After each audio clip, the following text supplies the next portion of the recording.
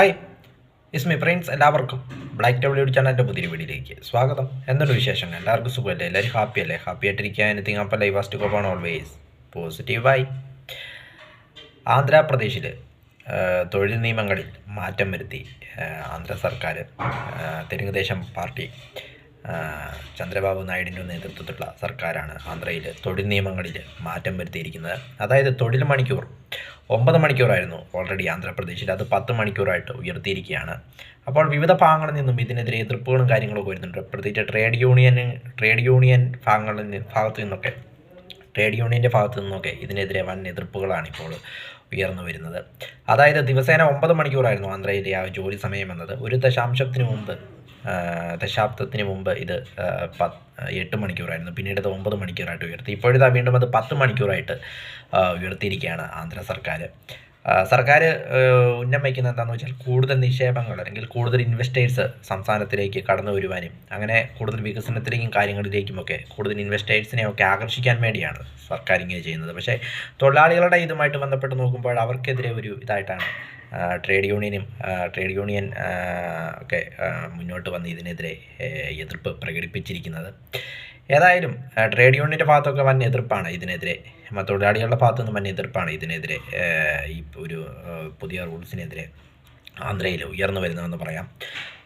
Telugu Desam party മുഖ്യമന്ത്രി ചന്ദ്രബാബു നായിഡു, അതോടൊപ്പം ജനസേനയുടെ അല്ലെങ്കിൽ അവിടുത്തെ സൂപ്പർ സ്റ്റാറും കൂടിയായ ചിരഞ്ജീവിയുടെ അനിയനും അതോടൊപ്പം അവിടുത്തെ സൂപ്പർ സ്റ്റാറും കൂടിയായ പവൻ കല്യാൺ ആണ് അവിടുത്തെ ഉപമുഖ്യമന്ത്രി, ഡെപ്യൂട്ടി പ്രൈം മിനിസ്റ്റർ. അപ്പോൾ അദ്ദേഹത്തിന് ജനസേന പാർട്ടിയും TDPയും കൂടെ ചേർന്നാണ് അവിടെ ഭരിക്കുന്നത്. അതോടൊപ്പം BJPയുടെ കൂട്ടുകെട്ടും. അങ്ങനെ TDP BJP ജനസേന കൂട്ടുകെട്ടിലാണ് അവിടെ സർക്കാർ മുന്നോട്ട് പോകുന്നത്. അപ്പോൾ പുതിയ ജോലി സമയം 9 മണിക്കൂറിൽ നിന്ന് 10 മണിക്കൂറിലേക്കാക്കി. അതോടൊപ്പം സാധാരണ അവിടുത്തെ ഒരു ഇതെങ്ങനെയാണെന്ന് വെച്ചാൽ 5 മണിക്കൂർ ജോലി, അതിനുശേഷം വിശ്രമം എന്ന രീതിയിലായിരുന്നു ഇടയ്ക്കുള്ള ബ്രേക്ക്. അപ്പോഴത് വീണ്ടും ഉയർത്തിയിട്ട് 6 മണിക്കൂർ ജോലി കഴിഞ്ഞതിന് ശേഷമേ ഇനി വിശ്രമിക്കുവാനായിട്ട് അല്ലെങ്കിൽ ഇടവേള എടുക്കുവാനായിട്ട് സാധിക്കുകയുള്ളൂ. അങ്ങനെ ഒരു റൂളും കൂടെ സർക്കാർ പുതുതായിട്ട് അവിടെ കൊണ്ടുവന്നു. ഏതായാലും തൊഴിലാളികളെ സംബന്ധിച്ചിടത്തോളം അത്ര വലിയ കാര്യമല്ല, അല്ലെങ്കിൽ അത്ര ശുഭകരമായ വാർത്തയല്ല ആന്ധ്രാപ്രദേശിലെ തൊഴിലാളികൾക്ക് എന്നതും മറ്റൊരു പ്രത്യേകതയാണെന്ന് പറയാം, അല്ലെങ്കിൽ ജോലി ചെയ്യുന്നവർക്ക് എന്നത്. അതോടൊപ്പം ജൂലൈ 9 തൊഴിൽ നിയമങ്ങൾക്കെതിരെ രാജ്യവ്യാപകമായി തൊഴിലാളികൾ പണിമുടക്കിലേക്ക് പോകുമ്പോഴാണ് പുതിയ നിയമവുമായിട്ട് ആന്ധ്ര സർക്കാർ വന്നിരിക്കുന്നത് എന്നതും മറ്റൊരു പ്രത്യേകതയാണെന്ന് പറയാം. ഏതായാലും ആന്ധ്ര സർക്കാർ ഈ ഒരു നിയമം കൊണ്ടുവന്നതോടുകൂടി ഇന്ത്യയിലെ മറ്റ് സംസ്ഥാനങ്ങളിലുള്ള സർക്കാരുകൾ ഈ ഒരു നിയമത്തിലേക്ക് പോകുമോ ഇല്ലയോ എന്ന കാര്യവും അറിയില്ല. ഏതായാലും 9 മണിക്കൂർ എന്നത് ഇപ്പോൾ ആന്ധ്രയിൽ 10 മണിക്കൂറായിട്ട് ഉയർത്തിയിരിക്കുകയാണ് ചന്ദ്രബാബു നായിഡുവും പവൻ കല്യാണും അടക്കമുള്ള അവിടുത്തെ മന്ത്രിസഭ, TDP തെലുങ്കുദേശം പാർട്ടി. ഏതായാലും കുറച്ച് വിവാദങ്ങളിലൂടെയൊക്കെ, പ്രത്യേകിച്ച് തിരുപ്പതി ലഡുവും വിവാദങ്ങളിലൂടെയൊക്കെയായിരുന്നു അവിടുത്തെ സർക്കാർ കടന്നു പോയിക്കൊണ്ടിരുന്നത്. അപ്പോൾ കഴിഞ്ഞ വർഷമായെന്ന് തോന്നുന്നു തിരുപ്പതിയിലെ ലഡുവിൻ്റെയൊക്കെ കോൺട്രവേഴ്സിയും കാര്യങ്ങളുമൊക്കെ പോയി.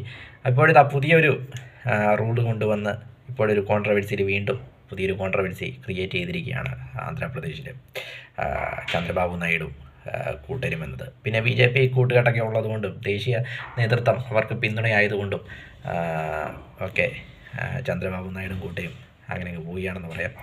ഏതായാലും അത്ര ശുഭകരമായ വാർത്തയല്ല ആന്ധ്രാപ്രദേശിലെ ജോലിക്കാർക്ക് എന്ന കാര്യത്തിൽ യാതൊരു സംശയവുമില്ല.